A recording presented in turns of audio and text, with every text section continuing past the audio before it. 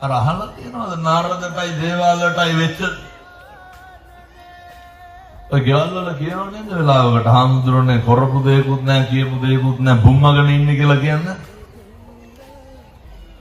බුම්මගෙන හේතුව අනිකට ගරු කරන්න පුරුද්දක් ඔය නාරද හැන්දෑවේ මේ වගේ වෙලාවට ගමනක් යනවා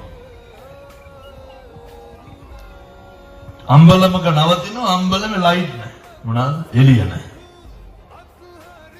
අම්බලේ මයිතිකාරයා කියනවා නවතින්න පුළුවන් හැබැයි ආලෝකේ නැහැ ටිකක් ඇතුලෙන් ඉන්න. ඇයි ඇතුලෙන් ඉන්න කියන්නේ? කවුරු ආපුවාම පෑගෙනවනේ. ඊට පස්සේ ටිකකින් දේවාලේනවා. දේවාලට කියනවා ඉන්න පුළුවන් හැබැයි ඇතුලේ කෙනෙක් ඉන්නවා පේන්නේ නැහැ කලුරයි. ඒ හින්දා දේවාල දොරකඩ බුදියනවා. දොරකඩ බුදිය ගන්න. දැන් දේවාල දන්නවද නාරදේ ඉන්නේ ඇතුලේ කියලා? ඔය කනද්දපත් උනේ නැහැ. දේවාල අහනවා. දේවාල දොරකඩ නාරද ඇතුලේ. ඊට පස්සේ නාරදට මහරාය වෙනකොට එළියට පහළියට යන්න උවමනාවක් ඇති වෙනවා. දැන් නාරද දන්නවද දේවාල දොරකඩ බුදි කියලා? නෑ. පිටුතුනි යනකොට බෙල්ල පෑගෙනවා දේවාලේ. නාරද මොකද කරන්නේ? මේ සමා වෙන්න කියන දේවාල බෙරිහන් දෙනවා. දේවාල කල්පනා කරනවා යනකොට දකුණු පැත්තෙන් ගියේ. දැන් දන්නවා බෙල්ල තියෙන තැන.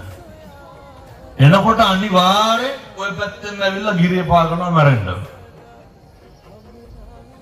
නාරද කල්පනා කරනවා දකුණු පැත්තේ බෙල්ල තිබ්බ දැන් මේ පැත්තෙන් ගියොත් අයිත් පෑගෙනවා යනකොට වම් පැත්තේ යන්න. දේවාල බෙල්ල පාගයි කියලා බයට දකුණු පැත්තේ තිබ්බ බෙල්ල වම් පැත්තට දැම්මා. අයත් යනකොට මොකද වුනේ?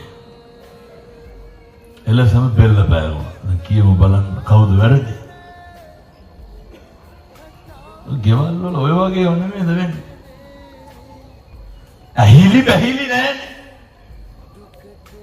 අම්මලා තාත්තලාගෙන් අහනවා කෑවද කියලා. අපූර්වට කියනවනේ තෝ දැක්කේ නැද්ද මං කෑවද නැද්ද කියලා අහන්න නැද්ද අනිත් පැත්තට. වචනයක් මිනිස්සුන්ට සංග්‍රහ කරන්න. වාචාය සංවරෝ සාදු වචනේ සංවරකම තියෙන්න ඕනේ. අපි කියන වචනයක් ගානේ අනේකට රිදෙයි. අනික පීඩාවටපත් වෙයි. අනික කනගාටුවටපත් වෙයි. කවදාවත් හිතුවද? මෙහෙම කියනකොට කියේ හාමුදුරුවනේ ඔය විදිහට අපේ ගෙවල් වල ඉන්න බෑ හැම වෙලේම අපි අවුස්සනවා කියලා. ඉන්නදින ඔය ඇත්ත විතරක් නෙමෙයි අපිට කොච්චර බයිනවද?